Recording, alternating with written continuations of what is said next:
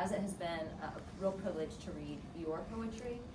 I know it's a really difficult time to be a young person. I'm mother of teenagers. Actually, my son just turned 20, so he's no longer a teenager, but I have shepherded through his teenage years. I know it is a really chaotic and confusing time to be a young person. There's a mental health crisis exacerbated by COVID and social media, and there's so much pressure on young people to succeed. Tremendous amount, more than what we've seen in the past. And so for me, as a young person, poetry was always a way to step back from some of the chaos, to think about what really matters, maybe to try to make sense of the world, to try to put some of the pieces of my life back together again. And it also gave me a place to speak, to be heard, to speak my truth. And it gave me a sense of community as I was growing up. And I hope for all of you that it performs the same function. And that is much of what the role of a poet laureate, especially a youth poet laureate, is. It's to bring poetry to the community, to show young people the power of poetry and what it can do for them in their lives. Are we having remarks from our judges? Mm-hmm. So if Margaret Banks is here. I will extract myself from the bag. Yeah. I'm so sorry.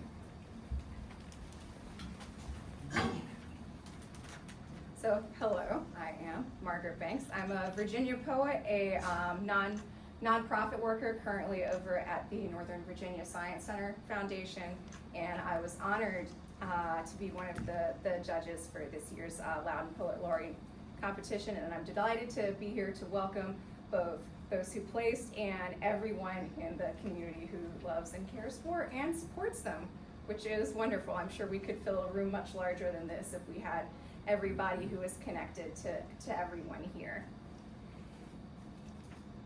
And poetry it's a special kind of language, really. It's condensed and layered and magical, and one person can read a poem and come away with something completely different than the next 5 people who read it. Someone, you might say that this particular phrase, this really speaks to me, and you might say, I don't like that one, but I like this one over here.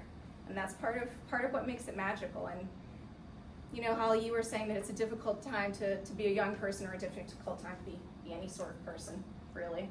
And during times of trouble, whether they're global times of trouble or just personal times of trouble, it's always the arts that we turn to, isn't it? You put music on, you find, you know, maybe a game that you love, a piece of art that speaks to you, or maybe you write your own. And so it's the musicians, the actors, the writers, and of course, the poets. We've been making art and poetry for longer than we've been humans, really. And I'm sure we'll be making all of them for far into the future. And so today we are gathered to honor and appreciate a very particular bit of that future. So for everyone whose poems I read, you all had something special about you. So thank you. Thank you for your time, for your energy, for your thoughtfulness. And know that you are seen and you are appreciated and you are loved. That is all.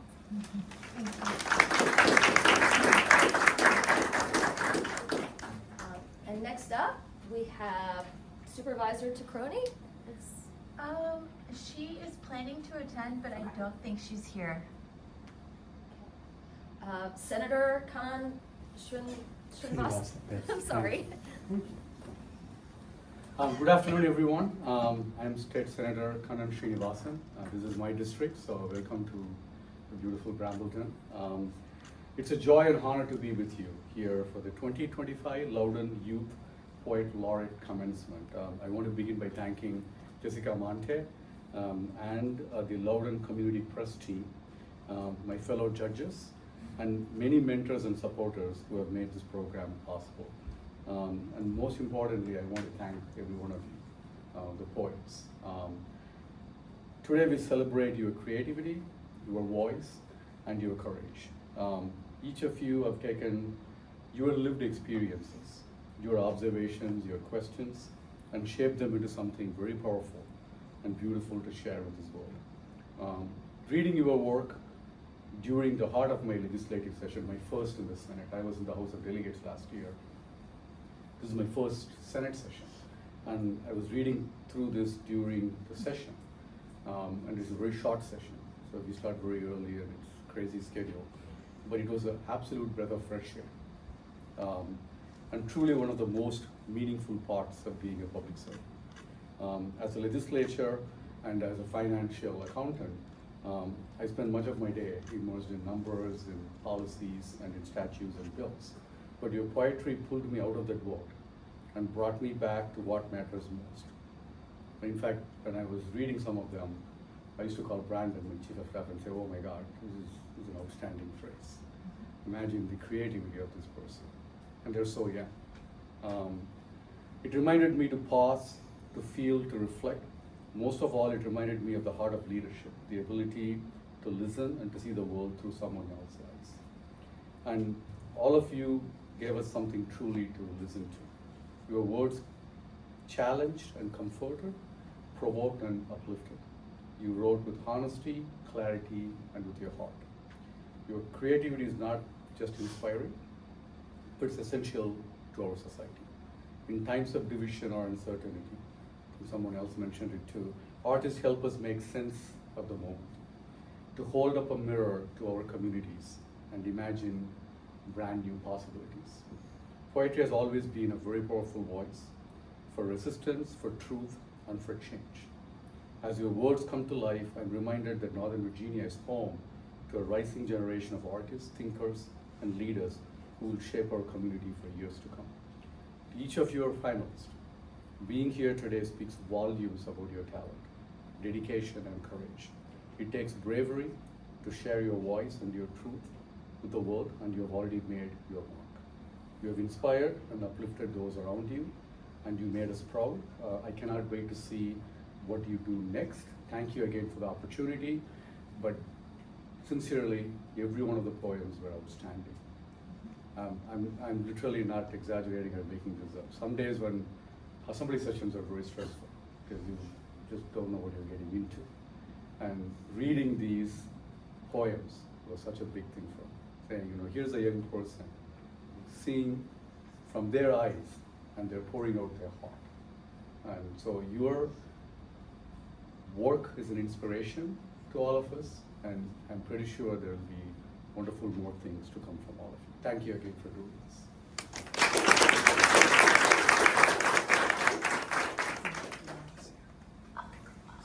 And now we're going to have performances from, We're going to have remarks from Laura DeCrony. Okay. excellent. You're Okay. welcome. Yes. All right, thank you. I was at an Earth Day celebration in Hanson Park. It's Earth Day, yeah. Yes. So I just want to say thank you so much for all that you guys do with poetry. So I'm kind of new to poetry, but it was such a pleasure to read all the students' submissions.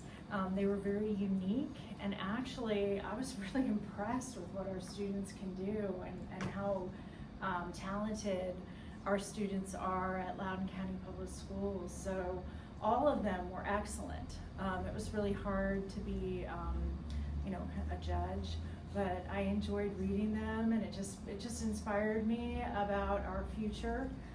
We have amazing talent, and I think our future is really bright with all of the students and all of what you guys have to give.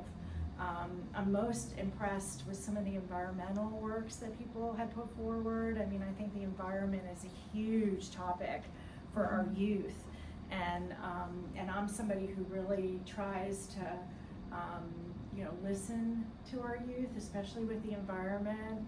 So I encourage everybody to keep producing creative works and to get those to all elected officials and to everybody who's making decisions, because I do think you are our future, and we all have to be good stewards for our planet and for our future. So thank you so much, and I really appreciate the opportunity to be here. And like I said, everybody produced wonderful works of art, and I appreciated reading the poetry and all of your work. So in my view, everybody is to be celebrated. So So thank you so much for having me.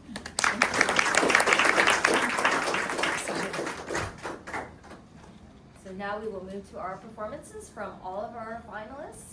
And the first one up is David Kim.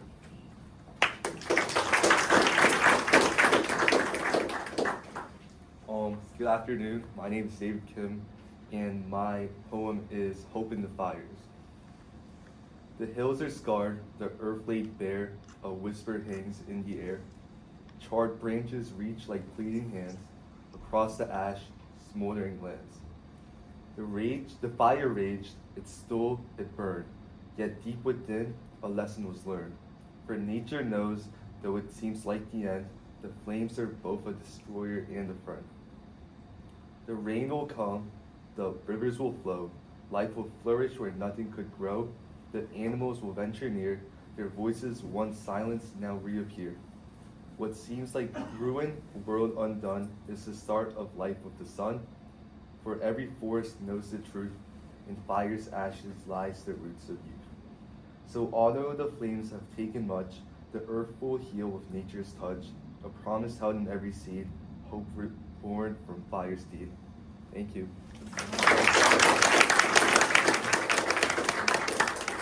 Thank you, David. Next up is Dominic William Runski.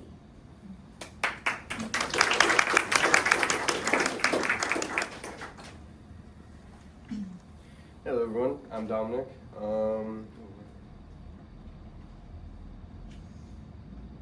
up. There we go. Okay. My poem is called A Fox in a Field. The sun rises high on the hill. The fox looks over to the plow. The field is empty with nothing but a few cows. On the field the sun's rays spill. The field plowed so well it has a twill. The birds all chirp and the cats go meow. The fox he stands and takes a bow. Winter is coming, the cold will spill. The fox digs a burrow, all this to avoid the snow. The fox has no family, but he dug a burrow next to a tree. Night has come and it is cold. The fox is rigid and old.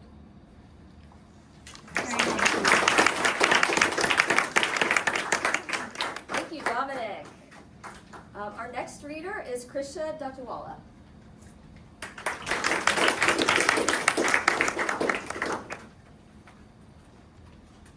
This is my poem called A Place in Between. This place in between, like a stop in a scene of your road trip to tomorrow. The tomorrow you dreamt. The tomorrow that is unknown, on the wings of wishes, you came to this place in between. Where every person is a different aspect of the landscape. Where every story clashes and collides till you see this land is carried by their stories, our stories. Where immigrant is a word pressed in the ground by their hard-working feet, till that fern is a fossil in Antarctica, and no one says they don't belong. That fern is evidence, and so are we.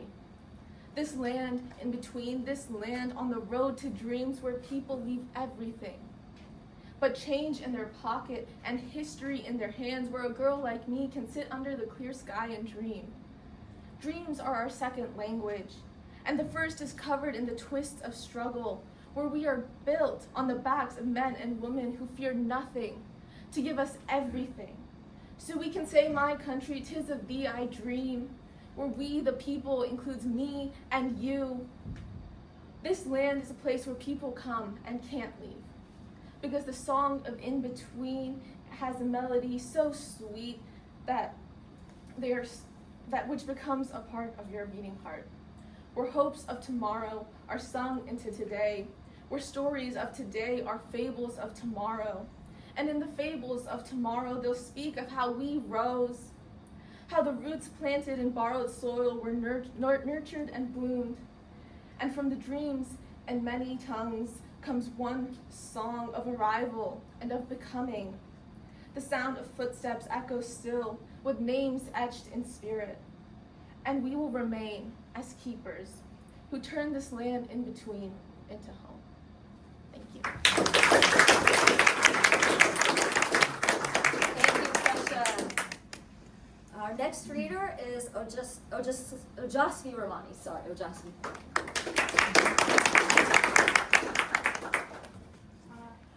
Oju, and my poem is called Mad Lib.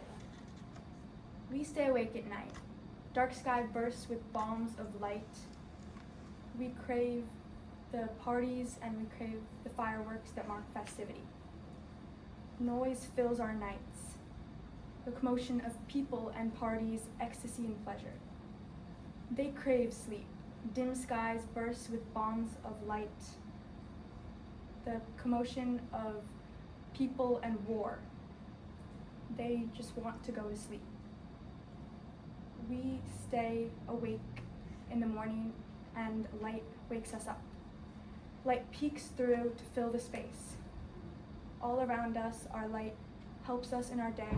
We dread the day to come of assignments and chores, trauma with the gloom of test scores and breakups.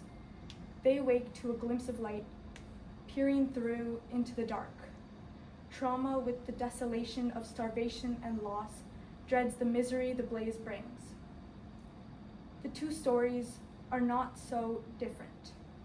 The two stories are very similar, and although the distinctions are clear, the parallels are true, almost like homonyms standing together or contrasting adjectives filled into a Mad Lib.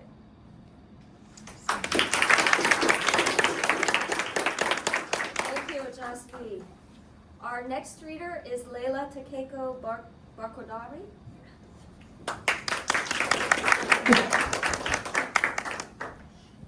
Thank you. My poem is Knights of Old, the Hearts That Fold. The knight perched high atop his mantled steed, his steel prattling, his resolve frayed. A profound solemnity grimaces in his eyes, and he wondered why he ever stayed. He takes care to keep his sight from his arm, with dried blood speckled and caked on. It tarnishes his dull suit of faith, and not one can recall those days when his metal and eyes both shone. A space is left between him and another. A horse is towed, saddle left rough and alone. The knight stays planted upon his spent tool of war, his heart quiet, his faith needing to atone. Thank you. Thank you, Leila. Our next reader is Rebecca King.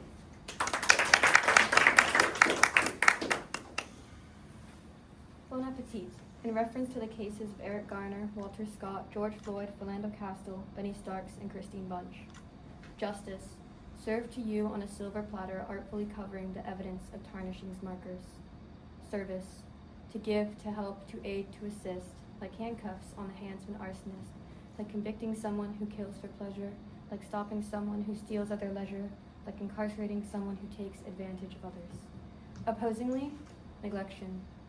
To shirk, to evade, to overlook, to ignore, like firing without thought, like a knee jammed carelessly into a neck and back, like the incarceration of a woman who did no wrong, like losing a best friend because someone ignored the facts. An altered testimony, falsified evidence, the ignoring of holes in a case for personal gain, the deciding of a man's innocence based on hearsay. Self-absorption, ruthlessness, cruelty, violence, or even simply laziness, greed, lust, desire, tarnishing's markers that draw on the silver platter of justice, rendering it to nothing but the slab of copper underneath. I can't breathe. This is how the injustice of which we all partake is served, laid bare on a copper slate. So sit down, grab a plate, try not to choke. Bon appetit.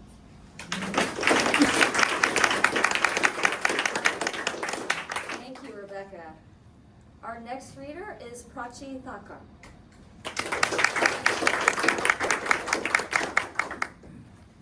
Hi everyone, I'm Prachi, and my poem is called 21st Century. I'm just a kid. You ask me what I think, I'll tell you how I feel. I've been brought unknowing into the era of oversaturation, the society of the helpless, information inside a black box for my hands to peruse, all to my heart's desire, no matter how much that heart rips. When I read the stories, hear the voices, see the pain. I'll tell you how much I'm not desensitized, but don't you blame me for ignoring that blatancy. I fear if I care too much, I may just lose it. All the change I want to make is out of my control. It's in yours, but somehow you've forgotten just how much you felt when you were like me. You turned 18 and simply decided to accept the cruelty that surrounds you, and I'm scared because I've started to come to terms with it too every year that I come closer to becoming like you. And I'm just a kid, I think. what will my voice do? I know you felt this way too, but with nowhere to go except down in this world where no one is just growing up anymore and everyone is doing something that you aren't, I just have to keep my head down and hope to one day make it to a place where my words count as more than just numbers on my screen. I'm not allowed to express how I feel because I'm just a kid and I know nothing of this world, not like you do. How's that perspective for you?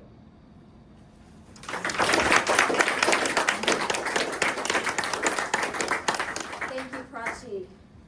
Our next reader is Harsha Antham. Would any judge like a copy of the poem? What's that? Would any judges like copies of the poem? Oh, I think we already have them, but sure, if you brought them. Thank you. You could distribute these to the other ones.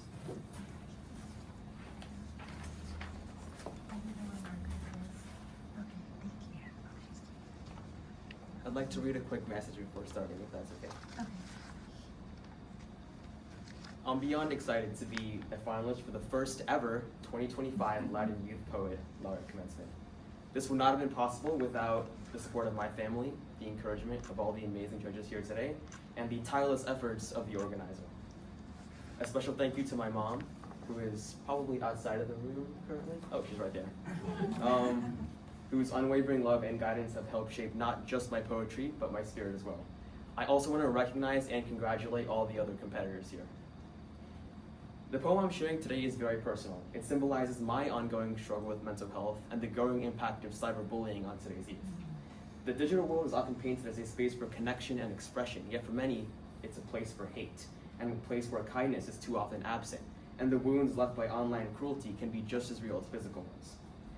Through this platform, I want to bring to attention the very real effects of this digital epidemic as something that leaves an imprint on the people involved.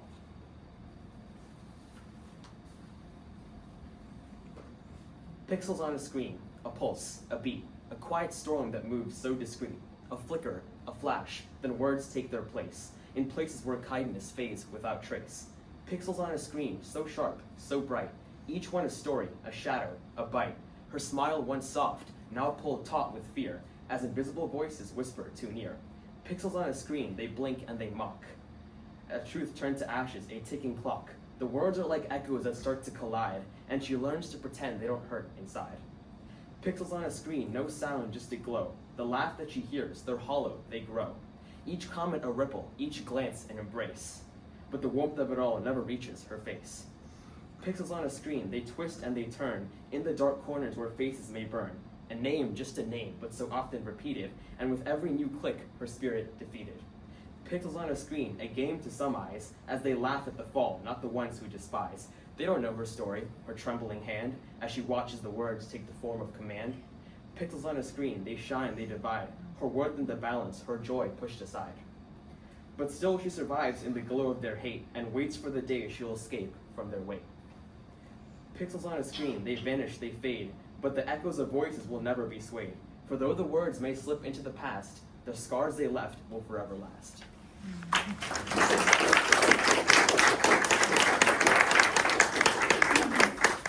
Thank you, Harsha. Our next reader is Hyewon, Karin, Jeon.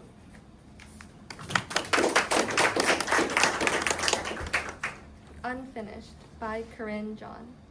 Eager to blossom to our fullest potential, we peek out as delicate buds, waiting for the moment from when we blossom and create our own aroma. We radiate under the sun, starting to blush with delicate hue, tickled by the raindrops, carried by the breeze. Delicate petals flutter down softly, shimmering in the light of the sun, while deep down, the roots prepare for what's coming next. Flowers sleep in winter's chills, petals soft, stems held tight, awaiting for the day the sun comes out, waiting to wake up and blossom again. We grow and bend and wilt. We are in various shapes. Each season marks a new part of us, unfinished and still curious. Thank you. Thank you, Karin. Our next reader is Palatin, Shaaker.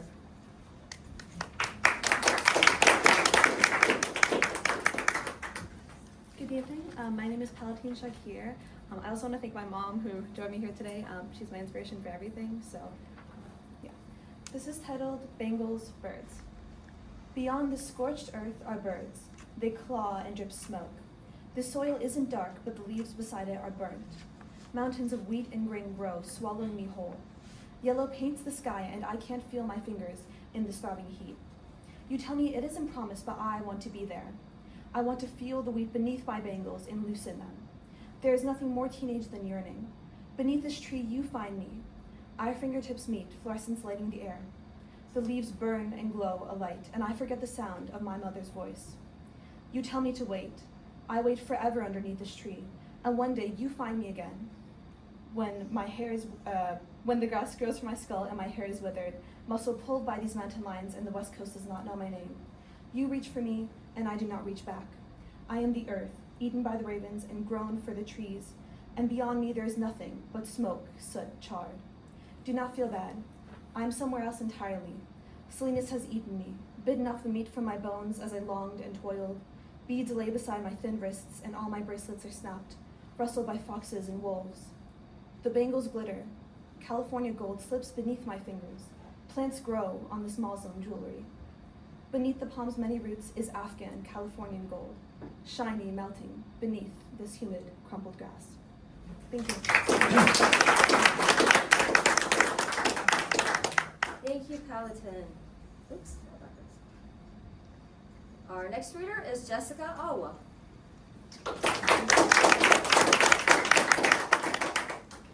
My poem is called Smart. You're smart, for something like you anyway. I feel like I can't connect to the rest of you, them, but you're different, intelligent.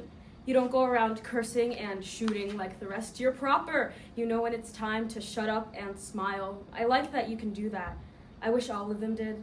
I know you understand the rules and fundamentals, because if you didn't, I'm sure you're smart enough to understand you would be the first one I would implicate, articulate enough to understand me as I tell them to lock you away. You know that I hate their kind, and you know I mean your kind, but you know I don't mean you. You're special. You make me forget for just a moment the pitch that coats each crevice of your skin, so potent that I cannot help but spurt vitriol in response to its very sight. For just a moment I forget the sludge that oozes through you, so viscous it's a wonder I can understand what you're saying, but you're smart. Thank you.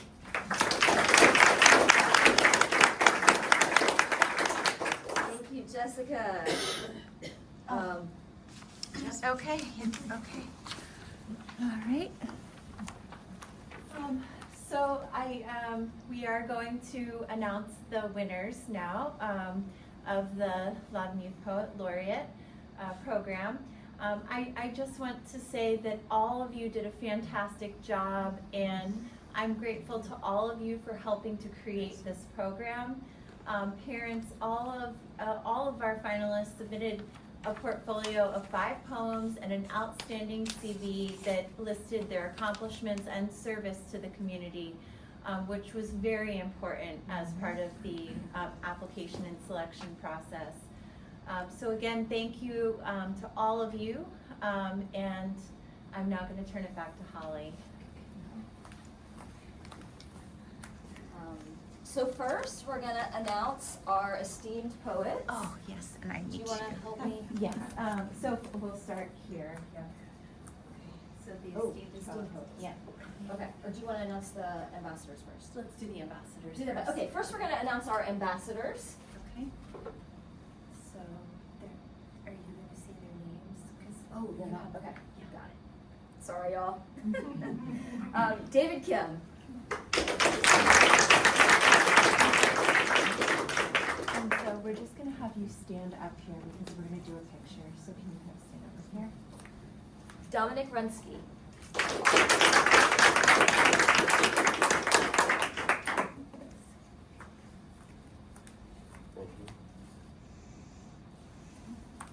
Ojasvi Ramani.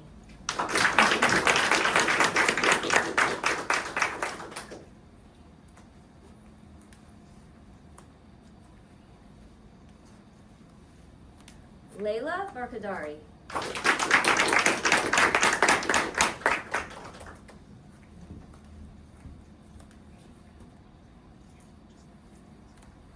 Rebecca King.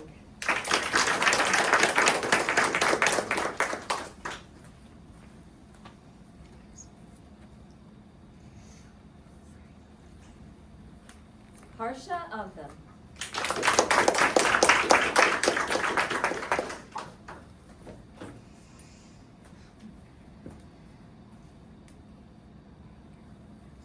And Karin, Jeon.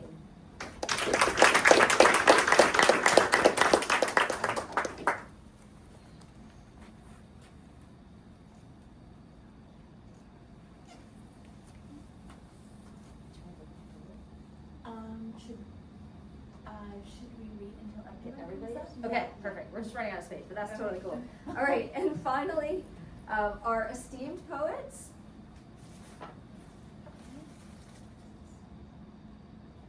Oh, Prachi, Thakkar.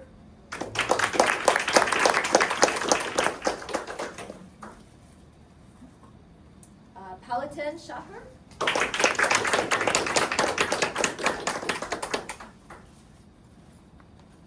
Jessica, Awuah.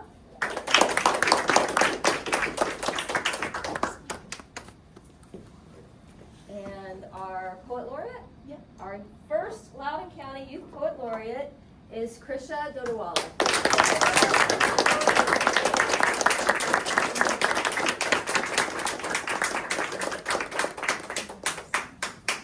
All right, so now we need a photo, right? Yeah. Oh. Yes.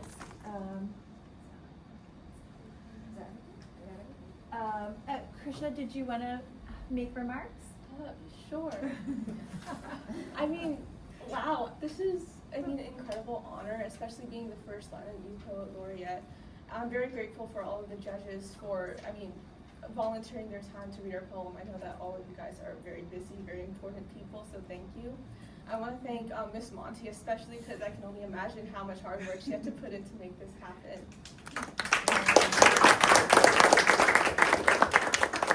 And I also want to congratulate all the other finalists. Every other poem I heard today was incredible, and it was very inspiring to see a group of people so dedicated to art. And I also want to give a special thanks to my mom, because she bared the brunt of this. A lot of late nights, a lot of pain, you could say. So thank you.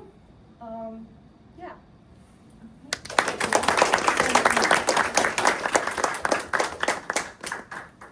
Karin, you're going to present the scholarship. Oh, thank you.